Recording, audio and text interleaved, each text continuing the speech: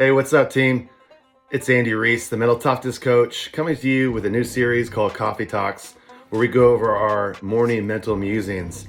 I was reminded this week about a really common challenge that a lot of leaders face, especially where they're in phase 0 or startups moving to growth or phase 1.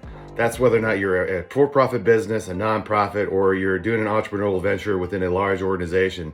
The challenge is, how do I be as permissive as possible and restrictive as necessary in terms of not only how I do business, but how our team does business? And my answer to that is usually it starts with how you think. And that's balancing the training and the trusting mindset. This comes from Dr. Bob Rotella, who's a famous sport and performance psychology consultant, where this idea of the training mindset is really defined by being critical, analytical, and judgmental. It's how we bring skill in, and it's really necessary in order for us to build competence. But the training mindset by itself, if we're really dominant in that mindset, it's not conducive for us to be able to then get out of our own heads and be at our best when it matters the most, which is more in line with the trusting mindset. The trusting mindset is how we let skill out. In other words, it's being non-judgmental. It's thinking about one thing instead of a whole bunch of different things. It's just allowing my body to do what it's designed to do in the performance moment. Now, the trusting mindset in of itself, if you're dominant in that pattern of thinking, can also be problematic because sometimes we need to be a little bit more constrictive and more controlled. So the trusting mindset is how we develop confidence amongst ourselves and with others. So the key challenge is that we often think about these two mindsets as being opposing forces, like a tug of war, as one of my clients described. But the reality is, it's more like a water faucet. Like, think about taking a shower where you have to have the right hot and cold temperature, where you're blending and balancing these two mindsets together, depending on the time and the situation.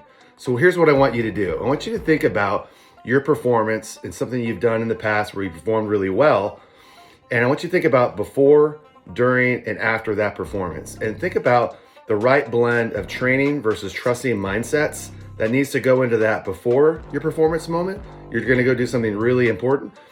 What that mindset needs to look like while you're doing it, and what that needs to look like when it's after. And again, it's the right blend. So before, you want to have a probably more dominant training mindset. Again, you're still allowing yourself to bring skill in and let skill out at the same time. But again, that's where I'm really getting feedback both within myself and outside of myself. But when I'm actually in the moment, I'm in execution phase, in the performance moment, I want to be a more dominant, trusting mindset. But I don't necessarily want to be completely in the trusting mindset. Maybe it's 90-10, 80-20, because I still have to have room to make adjustments. And then again, afterwards, how do I go reflect back on my performance?